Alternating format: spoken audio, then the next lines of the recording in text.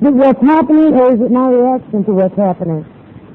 And I can stop and turn it around right then if I choose to, or I can go on and have a miserable day. That's my choice. And that made me real mad when people would tell me that.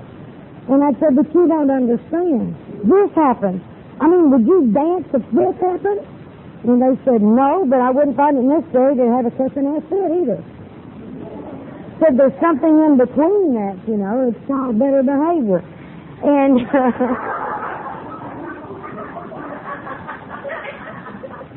and you can't carry grudges with promptly. You can't carry those grudges because you've got to promptly get rid of them. You know, it takes a lot of fun out of misery.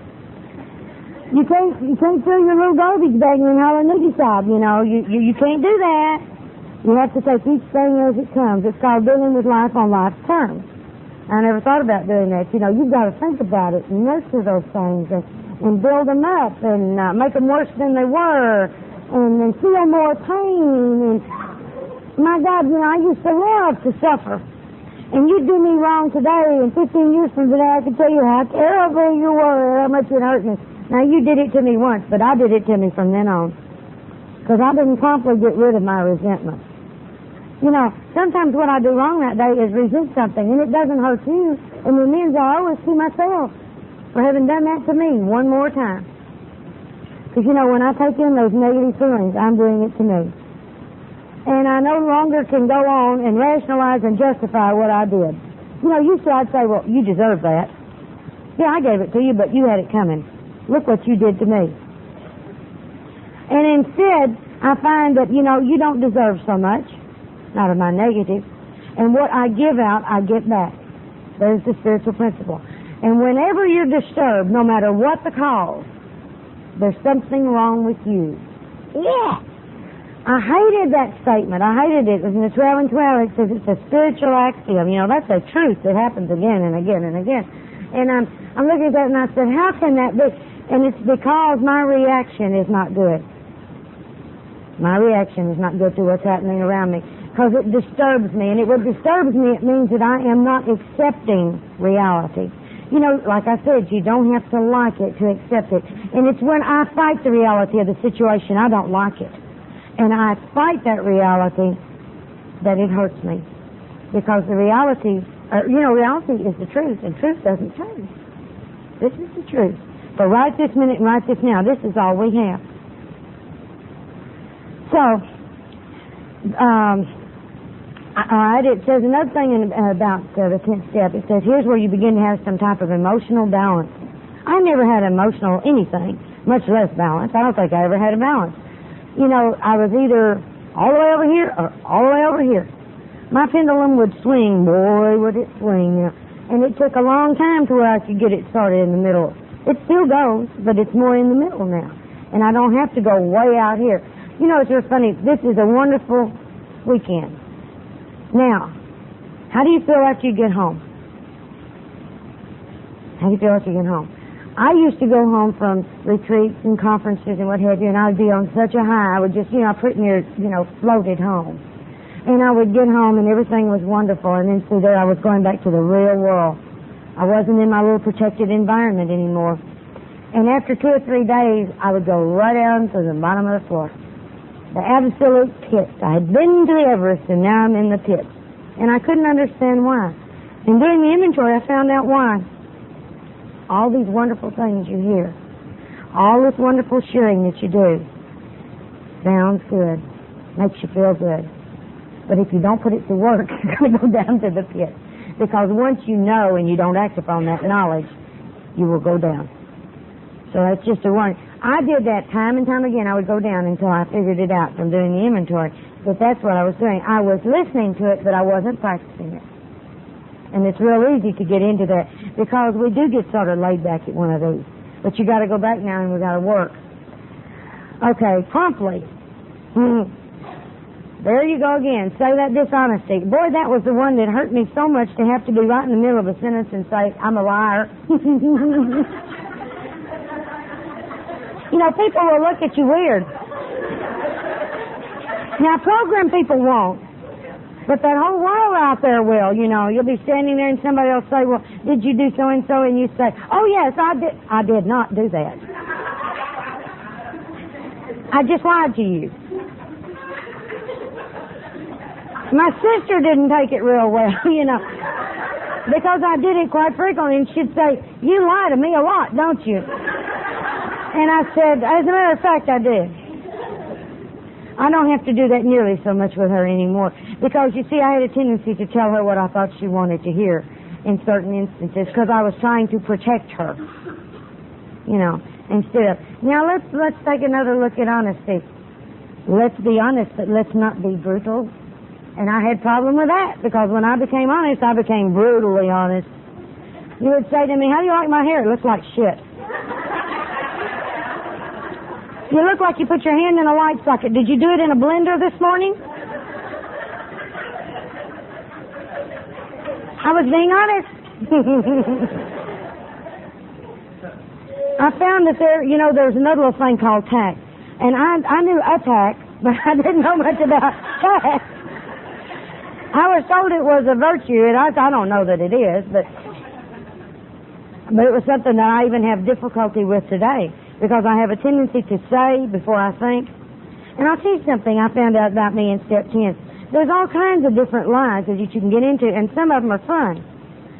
And by that I mean, it's like there's another person that lives inside of me. And I hear myself saying things and doing things the same time you do. It's like it passes the mental process altogether. Now, I don't know if you have this phenomenon, but it's weird. I'll give you an example. I was working out with a girlfriend at the mall in a PI booth not too long ago. And my husband had said to me when he found out I was going to the mall that day, he said, you know, I'd like you to pick me up some Steeler for our fountain. And I said, okay. So during the break, while we were being relieved for lunch, this girl, Jennifer, one I sponsor, we decided we'd go down to Sears. Poor old Sears, here we go again. I seem to be addicted to Sears Roebuck. And I don't know why I've had so many rotten experiences there. But that's right. But, you know, this time it's going to be different. And it was different. Because I went in there and we're walking along. We got back to the paint department. This young man came over and he said, may I help you? And I said, yes. I'm a Sears personal shopper and I'm here to see how well you do in your department. Now, if you were to have someone come in and ask for Sealer for their bird bath, which for one of our products would you have to recommend? And he said, just a minute. And he began to look through his little book, and then he came up and he said, it would be this. And I said, good, I'll take a gallon. And he looked at me and I said, you passed your test. If you'll give me your name and employee number, I'll be glad to make out my report. And so he gave me his name and employee number, and I wrote it down, and we're walking out with the gallon of Sealer. And Jennifer turns to me and she said, I didn't know you worked for Sears. And I said, I don't. And she said, well, why didn't you warn me you were going to do that? And I said, I heard it the same time you did.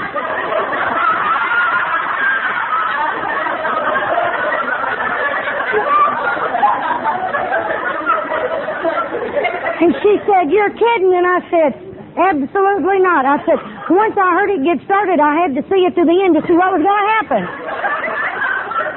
I said, it was an adventure. And she said, but wasn't it dishonest? And I said, yes. If you must know, yes. I said, it was not totally honest. Just a little bit dishonest. I said, it was a lie, Jennifer. And she said, well, how are you going to make an amends for that? And I said, I'm going to write to Sears and tell them what a nice young man they had in the paint department who was extremely helpful. And he was courteous. I said, that's how I'll make an amends for playing that joke on him. I said, I may do something good for him. You know. And she said, well, I was just wondering. I said, well, that's what I had planned on doing as I was walking off. But I said, it's funny. I said, because in my mind, you see, I played a joke on someone, and it wasn't a lie. But see, Jennifer caught me. Jennifer caught me. God had her right there to tell me. But now, I'm serious to tell you, I never know when one of those attacks is coming on. And I'm always as surprised to hear what my mind does as you are. It's amazing. And I don't know what kind of defense against that, but you see, with the promptly and the know that it is a lie, I can go back and I can make amends if an amends is due. I don't feel that I hurt the boy any, but I did write the letter. And I got a thank you letter from Sears, for telling me about their employee. But, like I say, that's some of the things that you notice. Now, I used to have emotional hangovers. You ever had an emotional hangover? You can get so mad and have such a fit that you're just sick for 2 days, screaming and hollering, and you just wear yourself to a nub.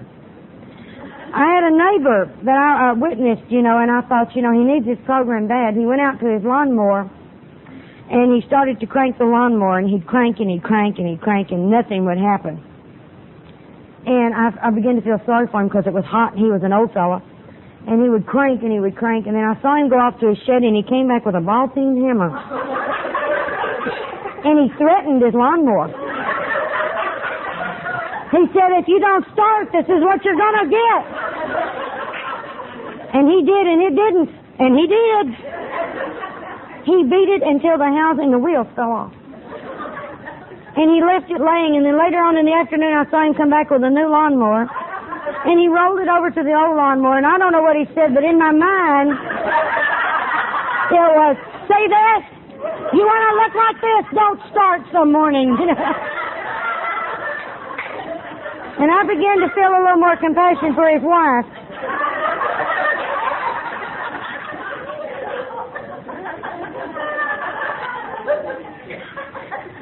Okay. The purpose of this step is to acquire the habit of an accurate self-appraisal. To look at yourself honestly and see what you're doing. And many times God puts other people in my path for me to take a look at me.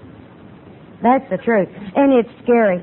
When I was in Hawaii year before last, I was down in the Waipio Valley on the Big Island of Hawaii. And it's a real remote area, and there are no cars, no telephones, no nothing. You're just down there. And there was an accident that happened. We were fording a river, and we went under in a vehicle that was supposed to get across the river. And so there we were, stranded in the middle of the river. And there were about 6 of us that were in this 4-wheel drive vehicle that were supposed to get across the river. And this one guy that I nicknamed Mary Pearl, he began to have a screaming fit. And he was saying, I'm going to be stranded down here. I'm going to lose this whole day of my vacation. I can't believe this. I just can't believe this. And I wanted to say, believe it, bozo. But I didn't say it, I went over. Of course, I will have to admit that the beautiful Hawaiian guide didn't carry him to the shore. I became weak and defenseless and couldn't swim right on the spot. I didn't say anything, I just looked it.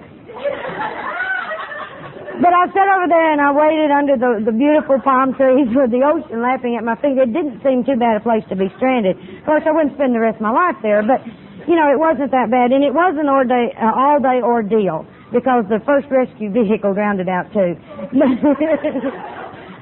It was one of those, it got to be funny. It really got to be funny. But this gentleman was so upset, and he made himself physically sick with the fit that he threw.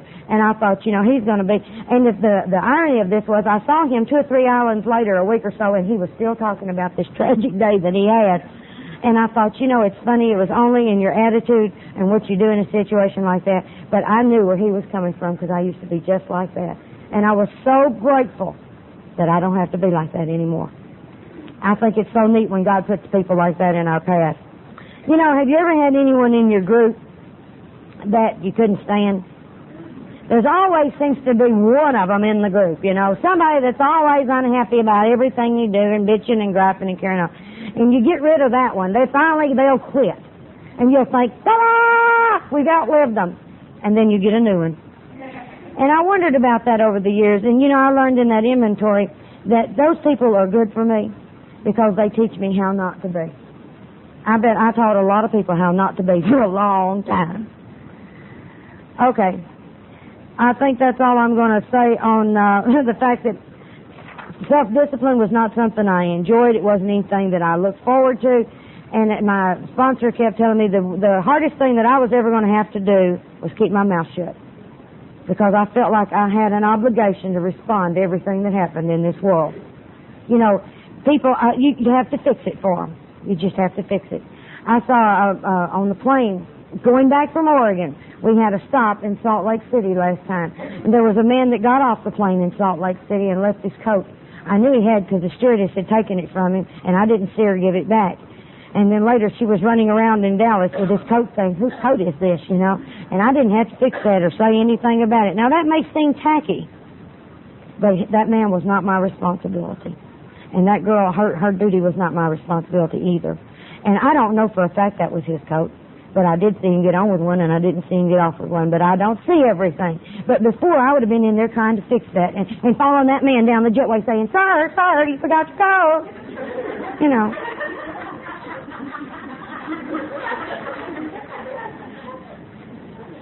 Your 10-step can be kept like a journal. It'll show you what God can do for you that you can't do one day at a time. It'll show you some of the little miracles that are happening in your life that you might miss otherwise.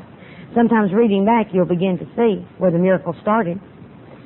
Well, on the 11th step, sought through prayer and meditation to improve our conscious contact with God as we understood Him, praying only for the knowledge of His will for us and the power to carry that out.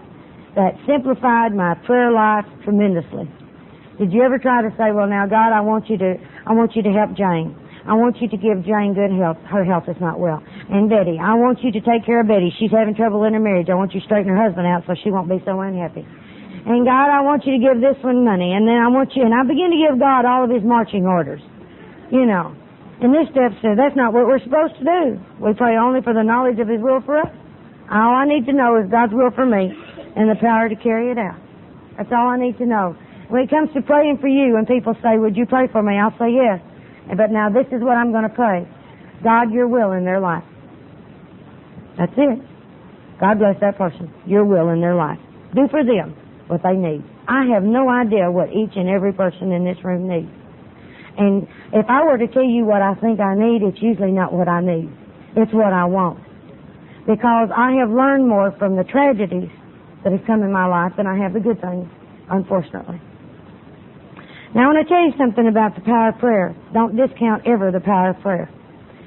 J.D., after we were in the program a little while, J.D. got cancer.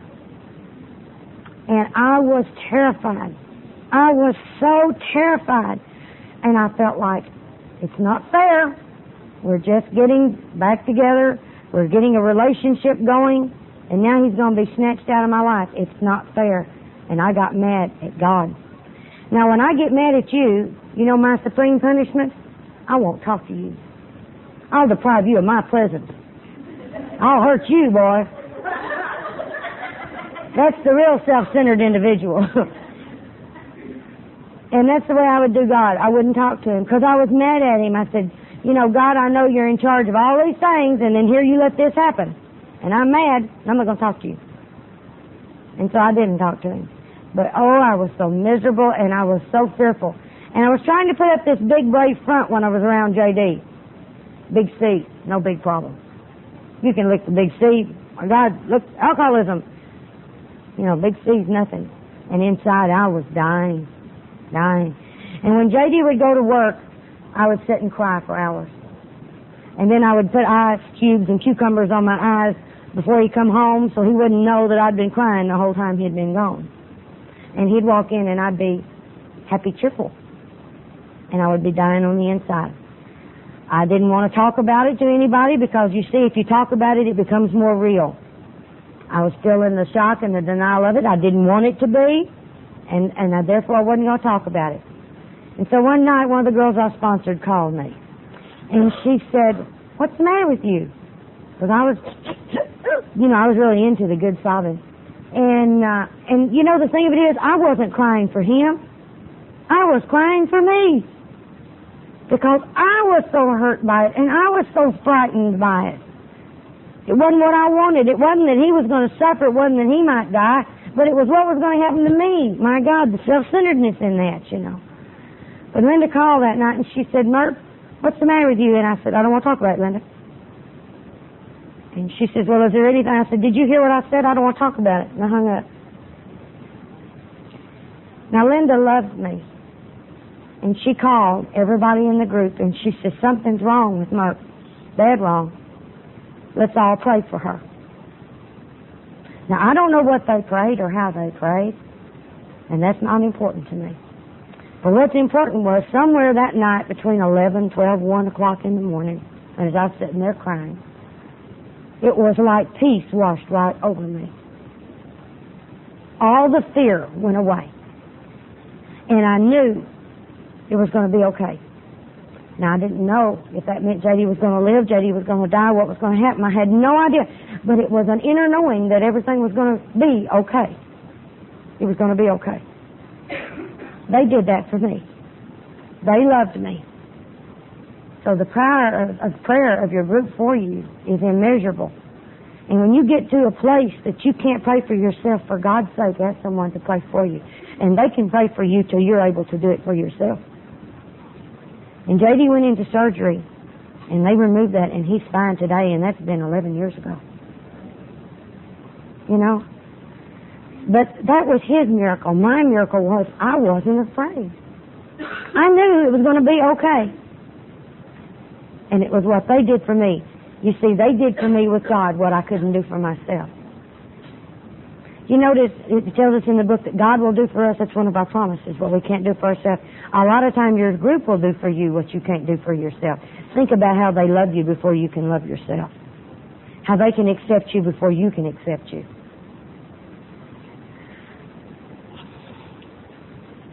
You know, I usually don't know. I couldn't tell you exactly what God's will is for me, but I know what God's will is not by experience. I know the things that I do that are not God's will. It's pretty easy. You know those. There's sets of guidelines of good conduct and behavior that you know. But when I don't know what I'm supposed to do, when I get up in the morning and I turn my will and my life over to God, I do what's right in front of me to do. Knowing that God will put these things in my path as I need them as the course of my day goes on. God will tell me, have you ever had a decision that you couldn't decide what you wanted to do, a major decision? I want to share with you one that I had with a girl that I sponsored. This girl's husband was practicing, and he was a teacher and she was a teacher in the same school district, and he drove the school bus. Now here's the lives of 50 or 60 children every morning being put in jeopardy because he's taking his pills and he's drinking his booze, and there he is. And she said, you know, if I report him, he'll most certainly lose his job. We may lose our home, and if he finds out, our marriage will go down the tubes.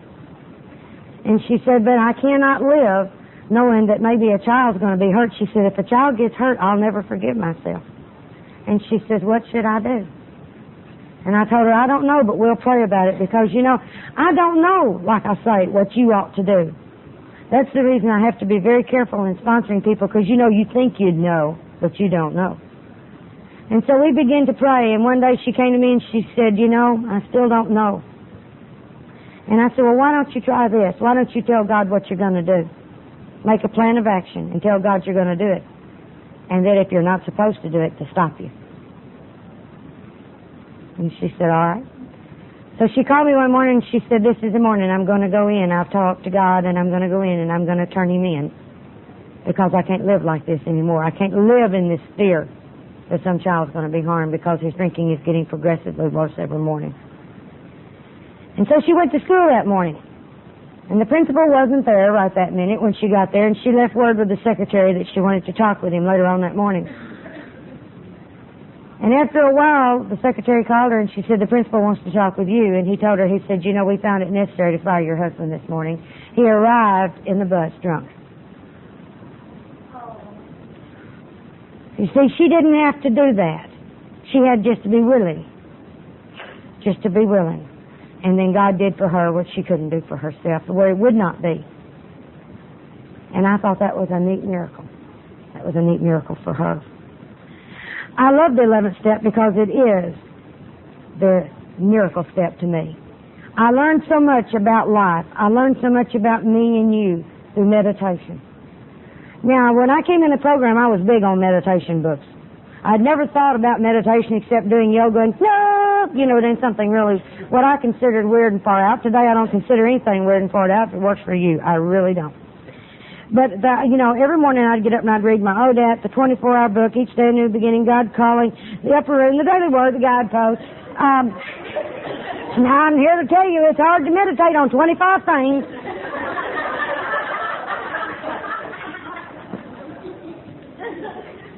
But you see, I never did a little bit of anything. Do it till you die on the spot, man. You got to meditate. Well, by the time you get all that read, that's going to take you about 30, 40 minutes. Well, you don't have too much time. And I couldn't meditate. I couldn't hold a single thought in my head 10 seconds. And people would say, shut your mind, just let everything go. Is there anybody that can do that? Can you totally turn your mind off to all thoughts? I can't. After all these years, I can't make my mind go completely, totally blank. I have to put something in there. And so I found that when I meditate, if I take one spiritual truth and just put that in there and try to relax and not force anything.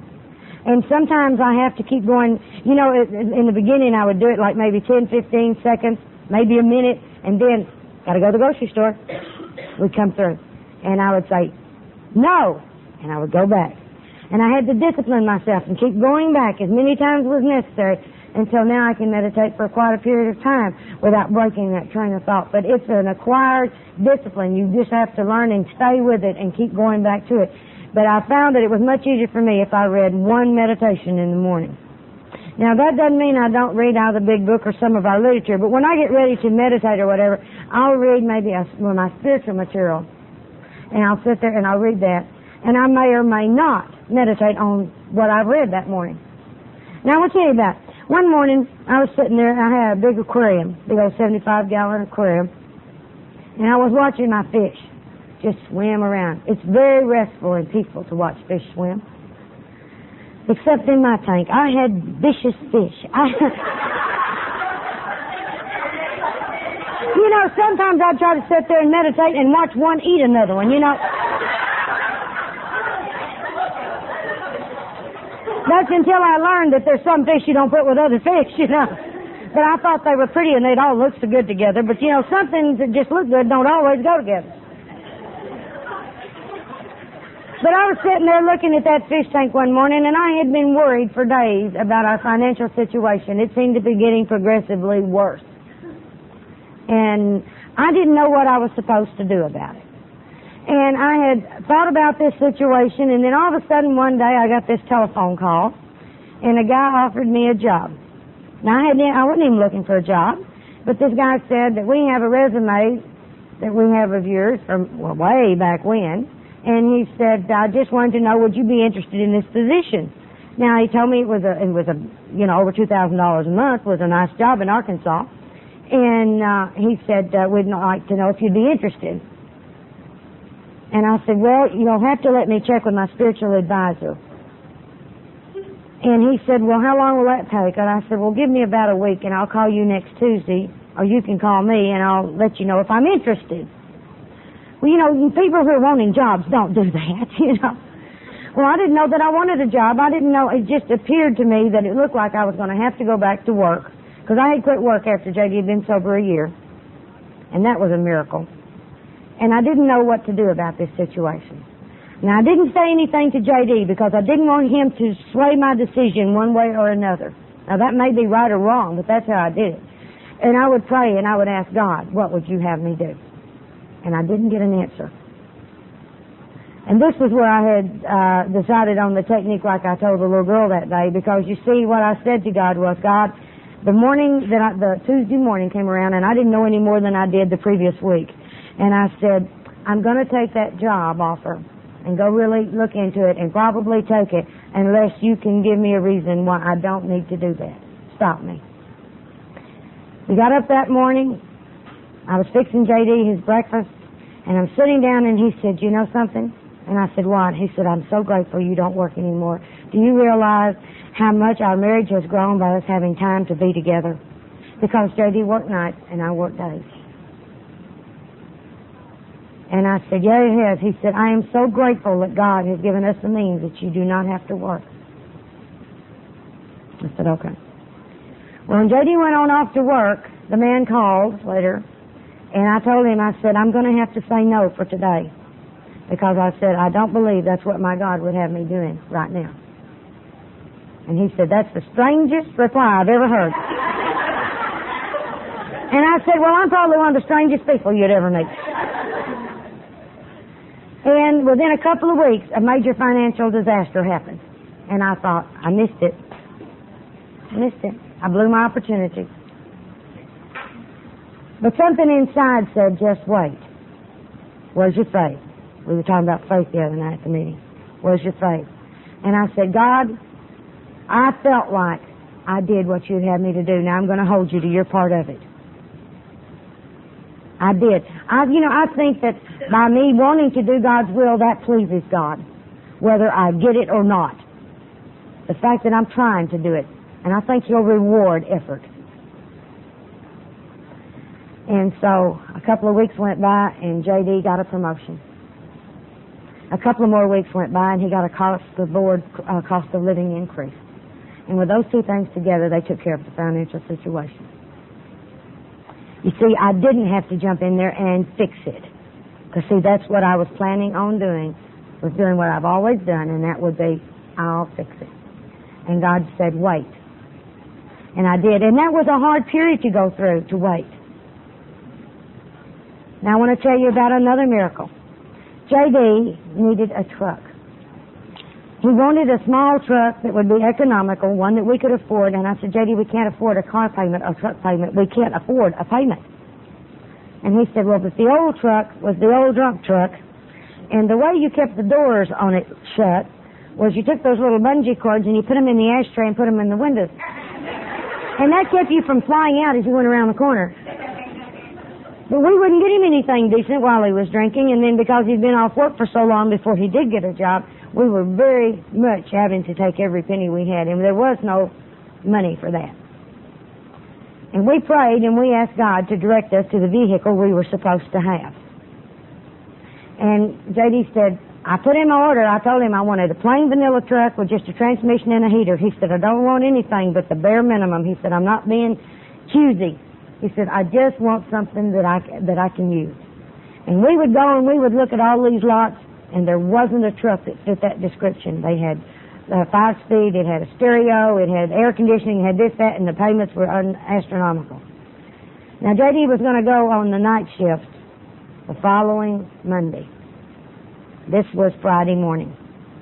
And we're sitting there and we know what's going to happen Monday than nothing, because I was still working during that time, and with my hours, I couldn't come home, give him my car to go to work because he had to go before I got home. So there you are. And that night, J.D. had gone to his meeting, and I got a telephone call, and the lady said, I understand you're having a hard time, and J.D. needs a vehicle. And I said yes, and she said, well, would $2,000 help? And I said, there's no way we can pay back $2,000 loan because, it'd be, by the time you added the loan with the car payment, there'd be no... She said, I don't remember saying the word loan. She said, would you take this $2,000 as a love gift? Well, the program tells me I have to learn to receive. I'm big on giving, but you got to receive. Boy, that was hard. So now we had the $2,000 in cash that night. We got up the next morning, we went past the place we'd been going, and over on the side of the lot by its little lonesome self was this little white truck. Plain vanilla. And we asked the salesman about this truck. He said, you don't want that truck. He said, it's just a stripped down model. It doesn't have anything but a transmission and a heater in it, for God's sake. He said, we ordered it for Coca-Cola Company. They wanted one, and it didn't come in time, and they got tired of waiting and got them a Toyota. And this was a Datsun. And he said, it's just over there. He said, it's got the heavy-duty springs and all this kind of stuff. And he said, I don't know that you'd be interested in that one. And J.D. said, well, can we just drive it? And so we got in the truck. We looked at each other and went, we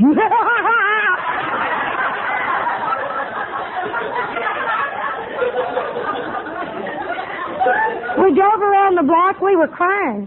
We knew it was our truck, that God had sent our truck. And we got back to the salesman and we asked him how much, and he said, well, being how that was a thing, and we're trying to get it off the lot, he said $3,600.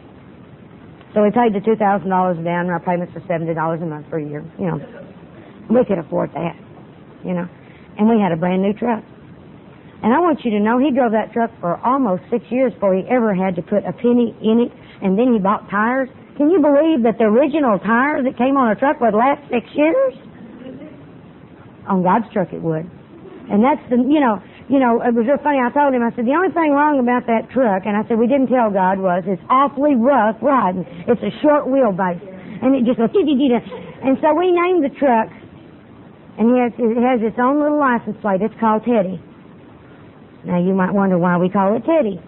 Well, it's named after Teddy Roosevelt. See, it's a rough riding son of a bitch.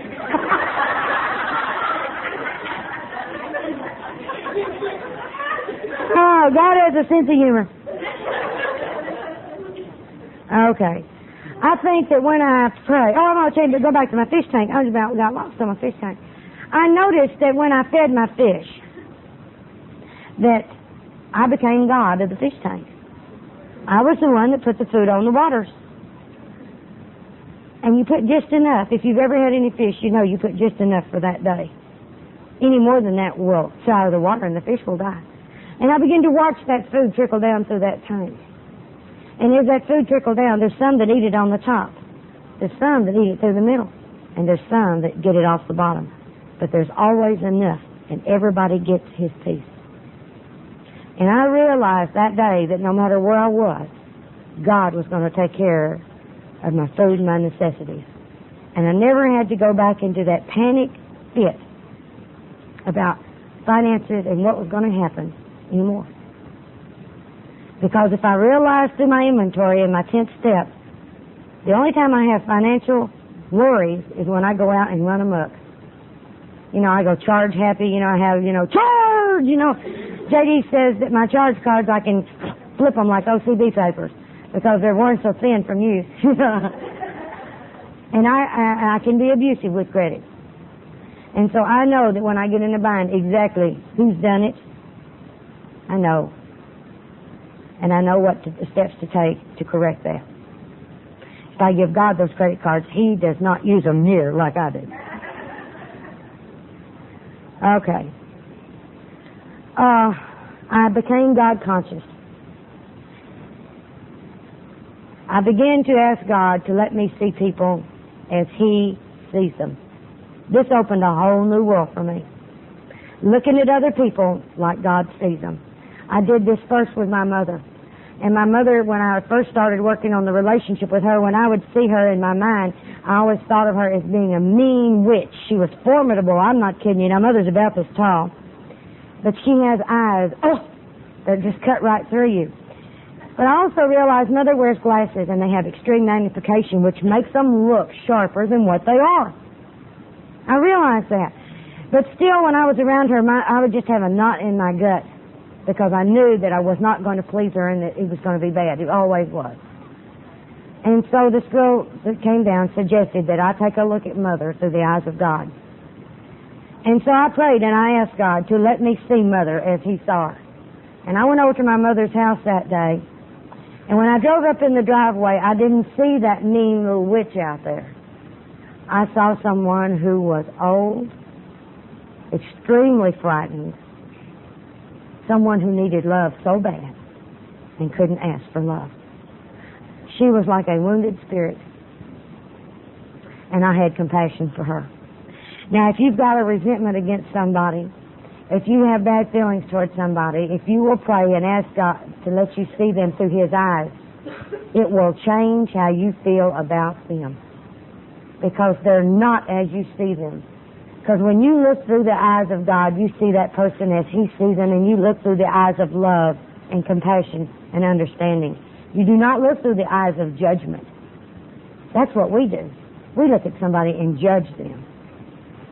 God gives them understanding and love and compassion. At least that's the way He does me. And this helps me. And when I am really pissed off at somebody, I refuse to pray for them.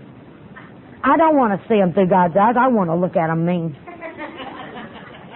See, I know that if I do that, He'll show me different and then I'll have to change my mind.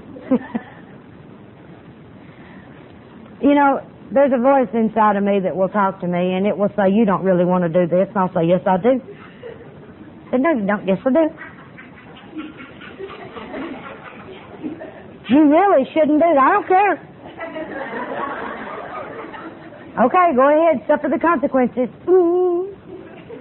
And you know, sometimes I'm still willing to suffer the consequences. And I go ahead and do it. And when I get, I said, well, you asked for it, you got it, now drive that. You know. And I can't blame people like I used to. You know, I know that that's what I've done to myself. I can always hear God's voice when I am not practicing my character defects. Did you know that resentment will block you from hearing God? Did you know that anger will block you from hearing God? All those things. Unforgiveness. Boy, now that'll block me. And it's so funny, you know, it says, if you'd listen to the prayer that we use to close the meeting all the time, forgive as we are, you know, we get forgiven as we forgive. If I'm not willing to forgive, there it is. You know. I look at things like that and I'll say to myself, why do I do this to me? Why do I do this to me? I'm a big why person. And finally one day I got the answer. Because you're self-centered. That's why you do this to you.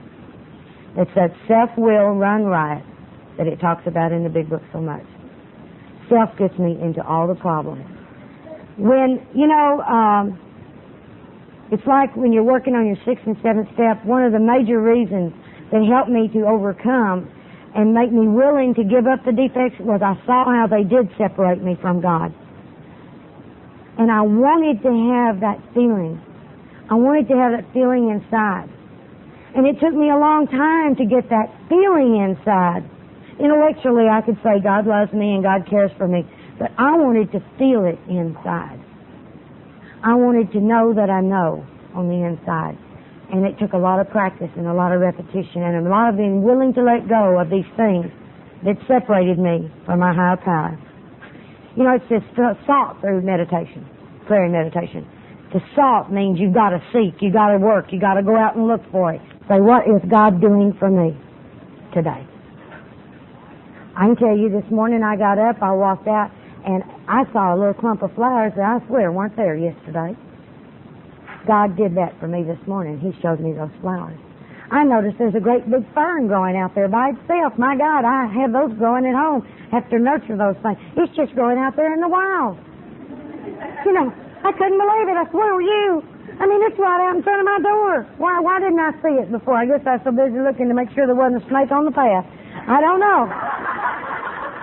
I'm from Arkansas. We got lots of snakes on the path, you know. And I thought, you know, there's a piece of rope on a piece of tarpaulin that covers the wood pile, and I saw that piece of rope and jumped 3 foot. It was just a little spooky at first. Now that I'm getting used to it, you know, it's time to go. Isn't that the thing? Now, I looked out there this morning and I said, did you know something? There's a 4-leaf clover out there, and I didn't have to pick it. I could leave it alone. Took a picture of it. But I can always hear God's voice when I am in the right spiritual frame of mind. When I'm not holding anything against you. When I am not expecting a bunch of stuff from you. When I am just sitting back and let God hold me. You know, sometimes when I hurt, I like for people to be around and say it'll be okay and all. But if I hurt real bad, I like to get my music and I meditate. And I crawl up in God's lap. And I sit on His knee. And I let Him put His arms around me and I let Him rock me. Because it feels so good. And He gives me that comfort that I need, that I can't get that kind of comfort from anybody in this world. I like to start off my day with a positive. And when I first came in the program, it was real hard because I was so programmed into the negative. So I've done a lot of mirror talk over the years. I don't know if y'all are familiar with mirror talk. But I talked to myself in the mirror, and I would write myself notes all over my house that said, God loves me, God loves me, God loves me. Everywhere you went, said, God loves me.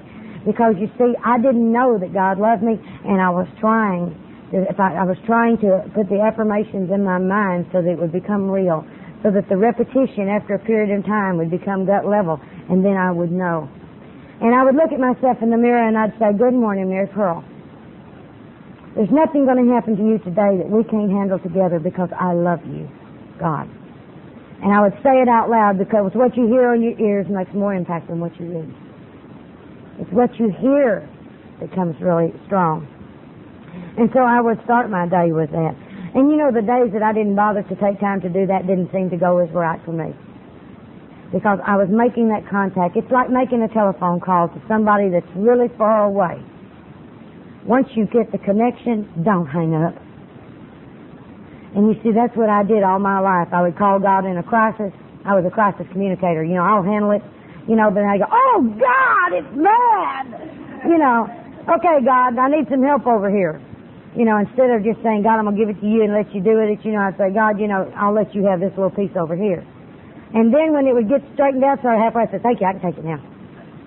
And I did this for a long time because, you know, when you get a routine going to work every morning, I talked to God all the way to work in the car. You know, for a while I thought people were going to look at me like I was crazy. I realized that I wasn't that darn important. Real people really didn't give a darn about me. You know, one of the girls in our group used to carry an infant seat with a doll strapped in it so that when she talked, that people wouldn't think she's crazy. And I said, I got a news for you. People might think you're more crazy when you go off and leave that kid strapped in that car. I said, and I can tell a doll from a kid, believe it or not. But it's funny what we'll do to ourselves. There goes Betty. Okay, God would put ideas in my head. You know, I thought that everybody had a voice inside of them that was saying, hello there, this is God. You know. And sometimes I have heard the inner voice and sometimes I do not. But most often than not, thoughts go through here that are not my thoughts. And I recognize that that's not my thought and that something has put it in there. And I try to meditate on that. A good thought is like a prayer. You know, for me in the beginning, that's about the best I could do. In the morning, that's how I started off with prayer. I said, please. That was my prayer for the day. And at night I said, thank you much. Thank you much. Because I didn't know anything else how to pray.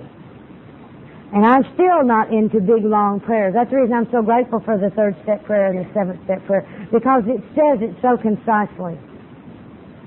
And it's something that I can remember.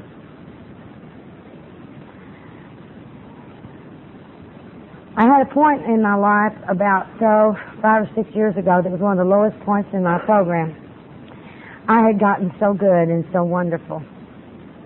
I don't know if this happened to any of you, but it happens to some of the old-timers. And you get to where everybody comes to you for all the answers, and everybody comes to you for all the this and the that, and your ego gets a little out of it. And the first thing you know is that you can't ask anybody when you're having a problem because you're supposed to have the answers. You know. And I felt like that if I told my group how much problem I was having, that they'd think that I didn't know how to work my program and that it was going to make everything that I had told them invalid. You know. I got into this ego thing really bad, and I wouldn't tell anybody how bad I was hurting, and I continued to hurt. Until it got to the point I couldn't stand it. And one night I just was there at the house by myself, and I had got on my knees, and that didn't seem to get it either, because you see, I had lost my contact with God, and I didn't know how to tell anybody that. And so finally I laid flat on the floor, and I said, God, I'm powerless. My life is unmanageable again in a big way. And I hurt so bad. What do I need to do? And I knew instantly what I had to do. I had to go to my group and tell them the truth of where I was at. And I said, anything but that, God. You know, oh, don't make me have to do that. And I went over there to my group and I told them the truth of where I was. And I took the risk because, see, inside I felt they weren't going to love me anymore when they knew. They were not going to love me. They were going to think that I was a fraud and a phony. And so, when the meeting was over, this one girl came up to me who had always been really standoffish. And she said, you know something, Murph? I love you tonight as I've never loved you before because you became real tonight. She said, you hurt too. And I realized then that when I'm having a hard time now, I share that with my group. I share it with the people around me when I am having a hard time. I share my joy, but I also share my sorrow. You know, we deserve to tell the truth, and the truth is that you come in the program, and yes, we are given tools, but you don't skip the light fantastic forever. Because reality is there are going to be problems, there are going to be situations. Now, I had a hard time knowing the difference between an aggravation and an irritation and a problem. I don't know if you have this problem or not. Okay? I would take an aggravation or an irritation and I'd put the word problem on it and magnify it. And then it would terrorize me more. And I found this out when my television blew up. The man came over to see about the TV and he pronounced it DOA. And I said, "Oh no!" And he said, "What do you mean, oh no?" And I said, "My God, it's right before Christmas. I don't need this kind of problem." And he said, "Problem?" He said, "Lady, this is an aggravation maybe or an irritation, but it won't be a problem unless you make it one."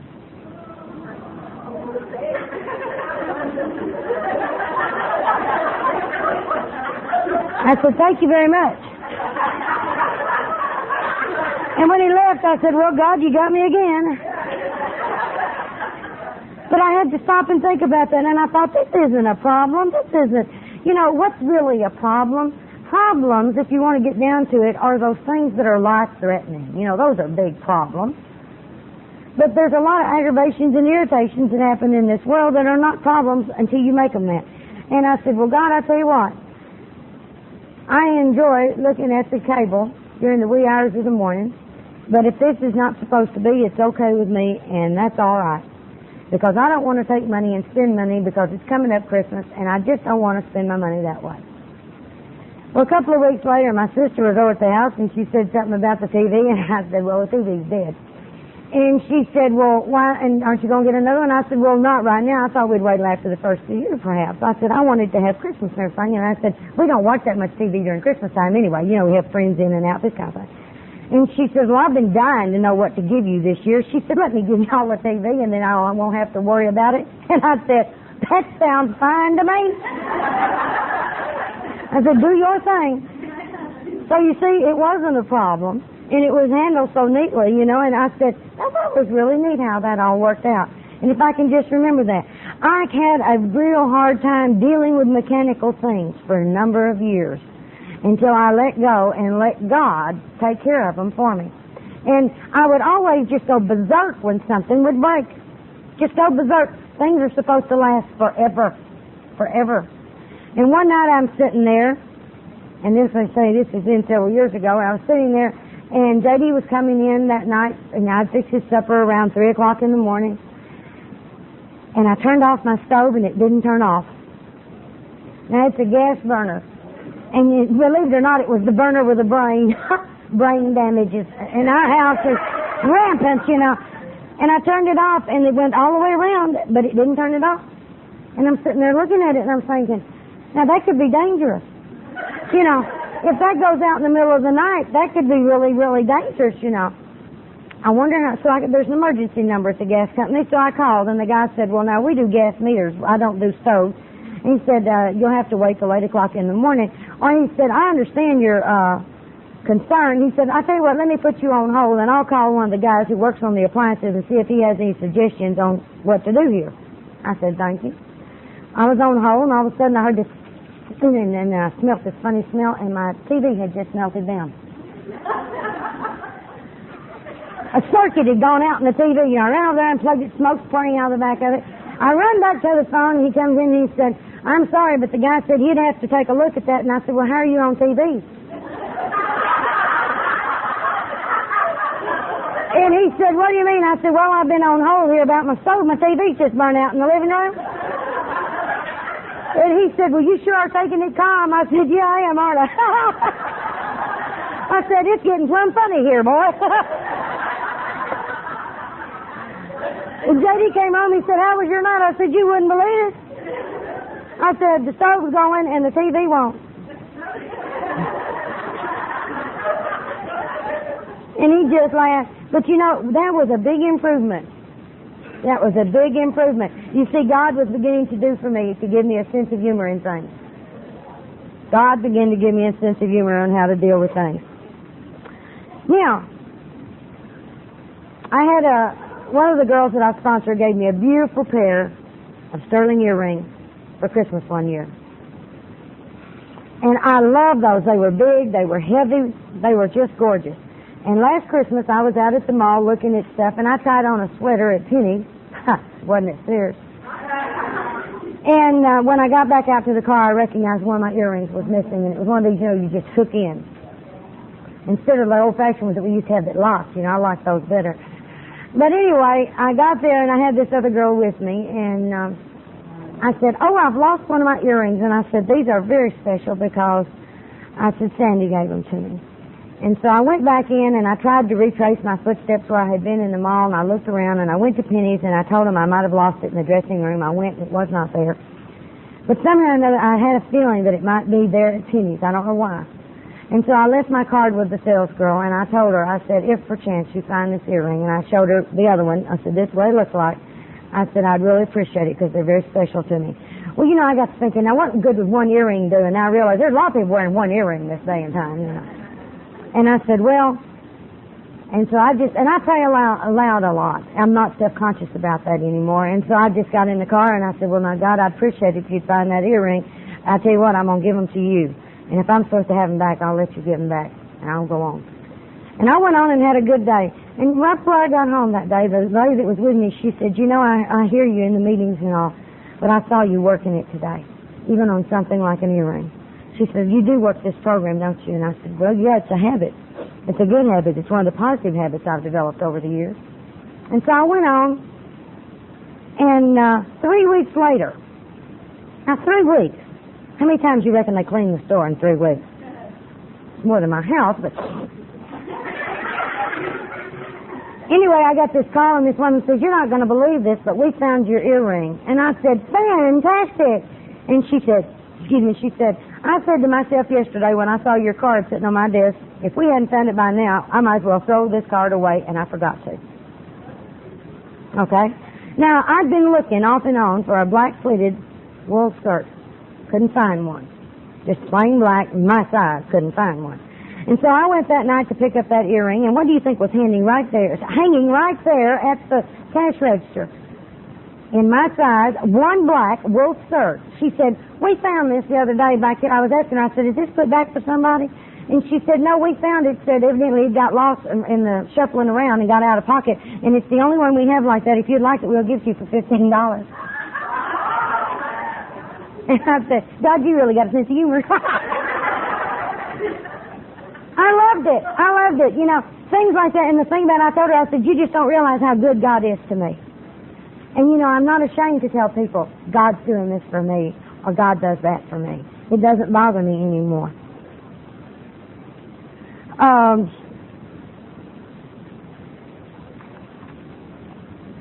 God shows me His love. If God didn't love me, I wouldn't be here with y'all this weekend. Do you realize that I get to do things that a lot of people do not get to do, and it's not because I'm special. It's because God loves me. I want you to know that things have changed so drastically at our house, so very drastically, that the man who would not mow the grass, I mean, he could care less if I'd had to have a map to find the front door. I have the most beautiful yard in our neighborhood. People drive by our place to take a look. And it's nothing I've done, because I don't do yards. But I want you to know that God has been so good to me. I have such a beautiful yard. I have big trees, nothing like these. Nothing, that's 300 foot tall, but I've got 40 and 50 foot. I got a couple of those in the front yard. I've got some small ones. I've got tulips and jonquils in the spring. I have crocus. I have all these little flowers and stuff that come up that make your yard, and we're just banks of thrift, which is a purple flower that we have that grows a ground cover. And then J.D. decided that he would make him a serenity garden. I didn't know what he was talking about. And you're not going to believe this, but his roses are all from Medford, Oregon, from J&T. So we're helping support your economy here. And we have over 150 of those little babies that we have gathered over the years. And we have an enclosed patio, and then we have an outside patio, but between them we have this giant rose garden with all these beautiful, beautiful hybrid roses and in the middle he has a fountain. A beautiful fountain. And in the mornings I go out on my enclosed patio and I sit at my glass top table and I listen to the running water. It's not near like this, but I listen to the running water, and I can sit there, and you know, that's a gift from God. That's truly a gift from God. I never dreamed life could be so good. I never dreamed life could be so good. I never dreamed there were so many beautiful places in this country. You know, I never dreamed it could be.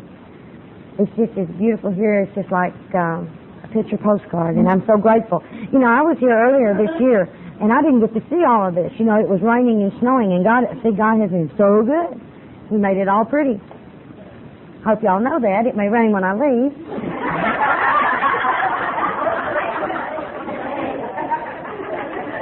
Now, having had a spiritual awakening as a result of working these steps, you know, that's a guarantee. You're going to have a spiritual awakening if you work the steps.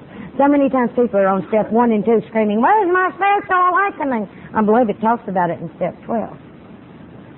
We tried to carry this message to others and to practice these principles in all our affairs.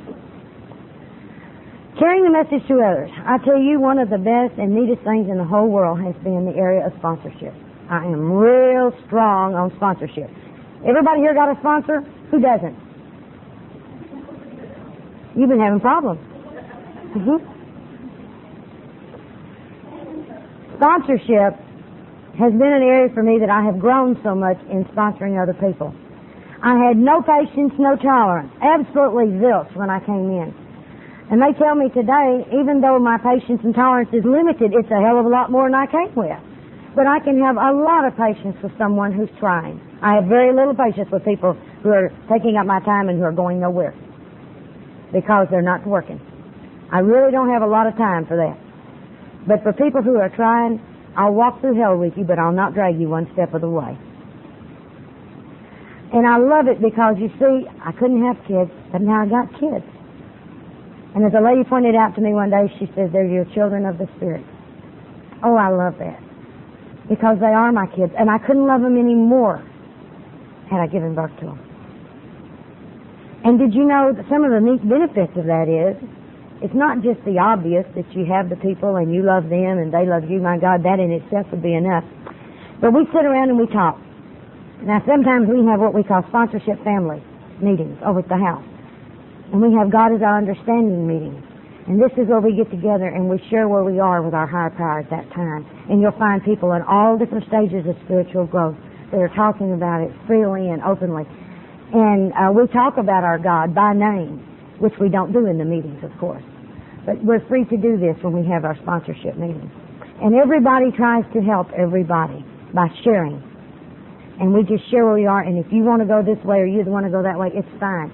But it gives everybody a closeness, because when you start sharing about your God to one another, there's a super special closeness that comes in this situation.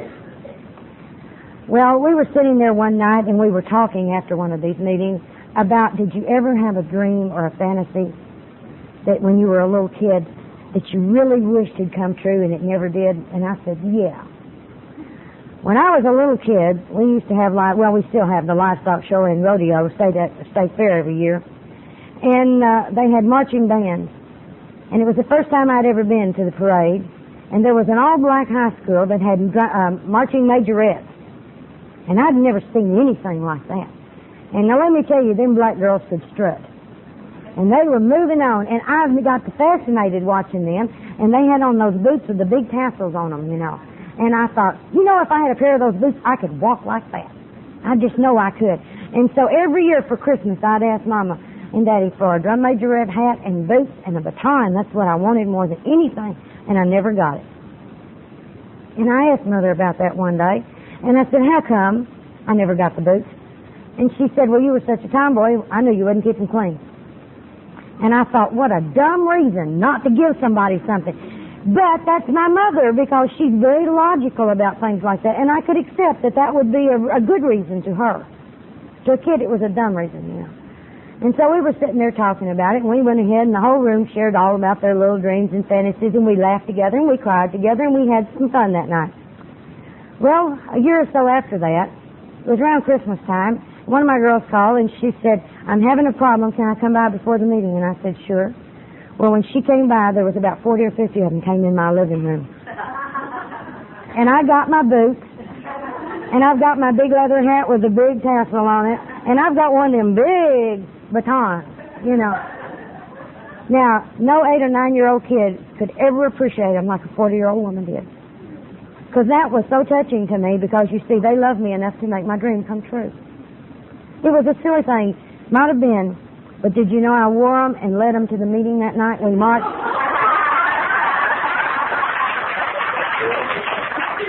And I can tell you, sometimes, you know, when you get the pinky punkies and you just start feeling low, I can go in that closet and I can bring out my stuff and I can put them on and know how much I'm loved. To know how much I'm loved. This year for Christmas, they outdid themselves. You see, I've been working on fear for the last year or so. Removal of various fears. The first was the fear of tornadoes. Now, we live in Tornado Alley, and if y'all have never experienced a tornado, let me tell you, it is a terrifying experience. But what is more terrifying is the fear of the tornado. The tornado would come through once in a while, but every time the symbol went on to TV, I had one. And I recognized what I was doing was feeding that fear. I was feeding that fear, and I'd watch that symbol on the TV. And then I'd turn on the radio, and I'd hear it here, and I'd hear it there, and I'd get my map, and I'd plot the course, you know. Man, by the time it got there, I was just, you know, like that. I was a nut by the time that when the siren would go off, and my heart would just go, and I'd go right into tachycardia. It was terrible. And I was always there by myself. And I'd grab my dogs, and we'd be in the closet, and they'd be barking and growling at one another, and I'd be quivering and shaking. And the storm would come, you know, and it would be on the other side of town or something. And I'm grateful it wasn't over me, but nonetheless, I just hated that because it was like it was happening to me every time.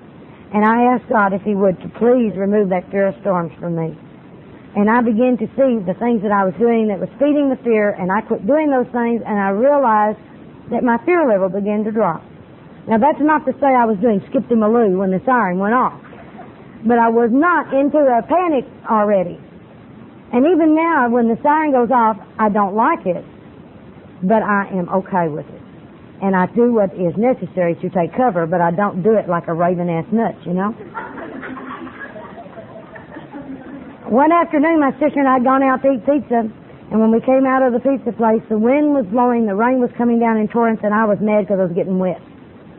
And I got over to the car, and I could barely open the car door. The wind was blowing so hard. And I told her, I said, can you believe this crap? Can you believe this? I said, here we are out in this mess. I am getting drowned. Can you believe it? We got on, we was going down the road, and we could not drive. It was just so windy and so rainy, I couldn't see to drive, so I pulled over. In a few minutes, I told her, I said, I can't believe all this mess. And I turned on the radio, and I couldn't hardly get anything. And so in a few minutes, we went on down the road after the storm passed, and we were going down, and as we got closer into town, they were talking about the tornado that just happened.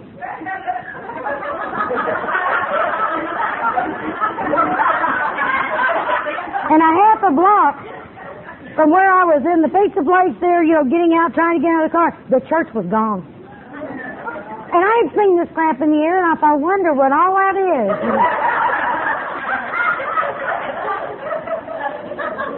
So you see, I know now that God will take care of me in the middle of one, so there's no need to really be that fearful about it anymore.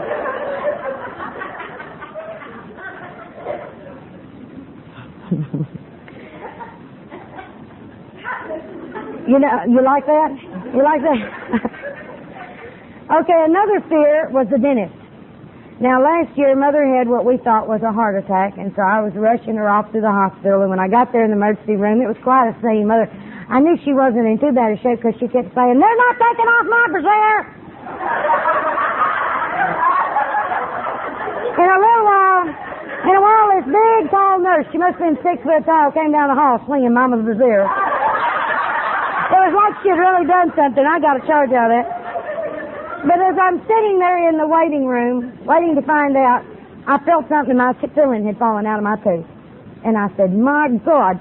Now, I had not been to the dentist in 25 years. Because, you see, I was afraid of dentists. I got hurt at the dentist's office. So what my normal pattern was, you get a toothache, what you do is you realize that it hurts, And then after a while, you can't stand to have hot in your mouth, so you don't put anything hot in your mouth. And then after a while, you can't stand anything cold in your mouth, so you don't put anything cold in your mouth.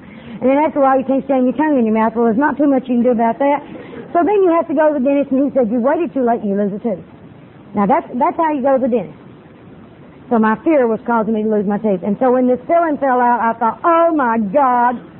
And then I thought, well, you know, you can do what you've always done, or you can change it. You have a choice. And I said, God, what to do? Well, they put Mother in a room, and I went on home, and I opened up the phone book, and there was a big ad. It said, we cater to cowards. I said, hot dog, I found my dentist, you know. And so I called, and I thought, well, now maybe they can take me in 3 or 4 days. And I told the woman that I told her about the tooth and that the food had just come out. And she said, well, if you come right now. I said, right now?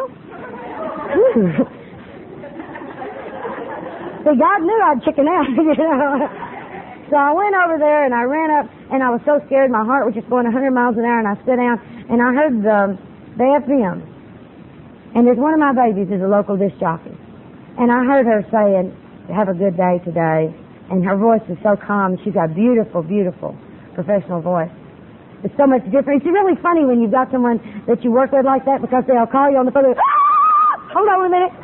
Say like 94. Thank you. You know, I said, how do you do that? Oh, Lord. But anyway, I heard her voice. And that was a calming thing to hear her voice. And I talked to the woman, and I told her, and so they wrote super chicken on the outside of my file. And I went in, and the last time I'd been into a dentist's office, they had all those things hanging down that were so scary. They don't have those anymore. I don't know what. Maybe they come up out of the floor. I don't know. But anyway, I had this beautiful little chaise lounge thing to lay in, and I got in and sat in it, and I was just as rigid as a poker, you know, and they leaned me back, and they had this sign on the ceiling. And it said, God, grant me the serenity to accept me. I found the right dentist, and I've been going back regularly every 6 months. In fact, I've got an appointment for next week when I get back. And I can do it without fear, because they don't hurt me, you know. And see, God put them there to take care of me. I was in North Carolina here a few weeks ago, and another one of my old fillings fell out. And part of my tooth was broken. And I kept saying, God, just get me home now so I can get to my dentist. I don't want to have to do this and deal with somebody else. And, you know, that never hurt at all. And I got home, and they fixed it. It was not a big deal. But, you see, I was the one who always made a big deal out of those things. Okay. One of the last fears that I have, of the unnatural type fears, was the fear of heights. Scared to death of heights. And then slowly but surely, I've been forcing myself to do the outside elevators, to go and look. Now, like this past weekend, I was in Rock Springs, Wyoming at the Flaming Gorge. I'm looking down 3,000 feet going, oh, it's nice. But that's an improvement. When I saw the Grand Canyon, I did it on my belly. I had to crawl and go, that's nice, and then back up, because I was so terrified of falling in.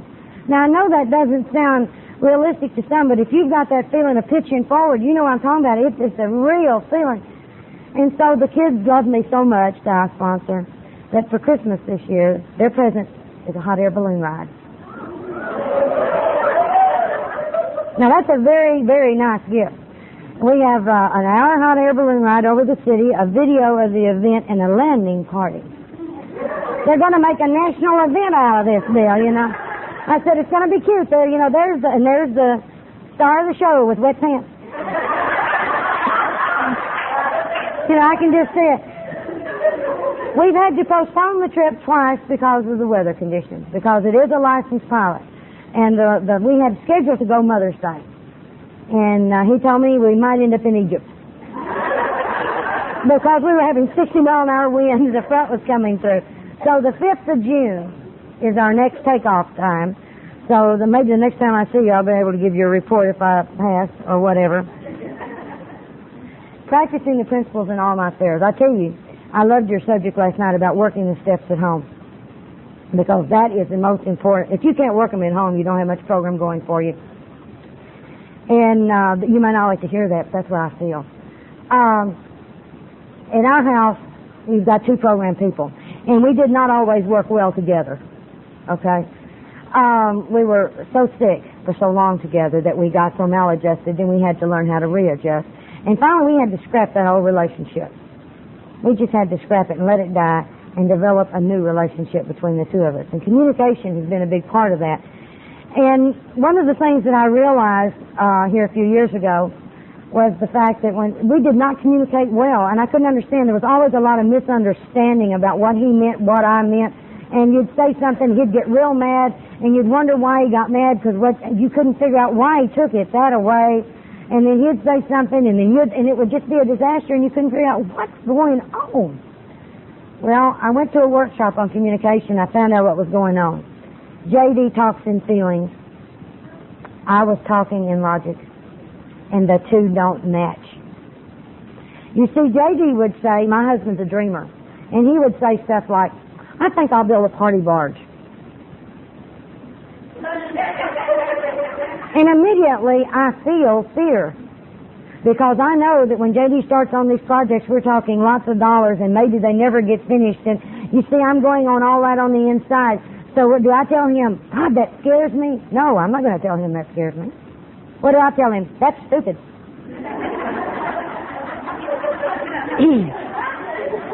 Now, he's just told me a dream. I'm saying, that's stupid. I wouldn't like people tell me my dreams are stupid. But you see, I'm not identifying anymore. I'm not in logic. I'm in feelings, and then I'm turning around and trying to get you out of what you're doing and over here where you won't threaten me. And all that did was cause confusion. And he'd say, you don't ever want me to have anything I want to have. And I'd say, that's not true. And he'd say, yes, it is. No, it's not. And then we'd get into it, you know. And we went on with that for a long time until, like I say, when I came back from that workshop, I told him, I said, J.D., I have not been sharing feelings with you. I've been sharing logic. And I said, I guess I was afraid I would get hurt again if I shared the feelings. So I wouldn't share the feelings. And he said, well, I didn't know what the problem was. And I said, well, I'm going to try to share feelings, and I know that I won't be able to do it all. And I'm not going to do it right because I haven't done it, but we're going to try. And when I began to make the effort to meet him when he was doing feelings, and then I would say to him, let's do logic. And then he would share with me. It was sort of like we gave each other the code so that we didn't have to guess anymore. And there were some times that I needed to tell him how I felt, and I didn't want anything back from him other than the just telling. And I would say, J.D., I need to tell you how I feel about something, and it's not up for discussion. And then I would express how I feel. Thank you very much. You see, I wasn't expecting any feedback from him, and I didn't want any hassle. I just wanted to be able to say, this is how I feel. And we found that we began to communicate better. Well, our communication has now gotten to the silent stage, because it was real funny. He came in last Monday or Tuesday, I guess, must be Tuesday. And he came in, and I was sitting on the back step looking out into the patio at all my plants. I got them in from the greenhouse now, and I said, oh, I just love them. And I was sitting there, and he was going, looking so sad and everything. And I looked at him, and I said, don't ask. You know, my thing is, what's the matter? Let me fix it. You know, instead I just went, you know how as a little kid you used to play the little game where you mock the other person, you know, you imitate them? I began to take the look, and he'd move his hand, and I'd move my hand. And then and all of a sudden he looked over at me, and he did it, and I did it real quick like that too, you know. And then and I could see he was trying real hard not to laugh. And anyway, the next day he came, he skipped across the floor, coming in, and he was out there, he said, hi, isn't it a wonderful day? And I said, yeah, it is. And he said, I didn't want that crap again today. He said, if I look that bad, throw dirt on me next time. But you see, we're able to have humor in our marriage without getting into those old games of what's the matter, and he'll say nothing, and I'll say, I know it's something, and he'll say nothing. I'll say, what's the matter? You don't want to talk about it? You know, and we play those old stupid games. We don't have to do that anymore, and that's so, so nice. Let me see here.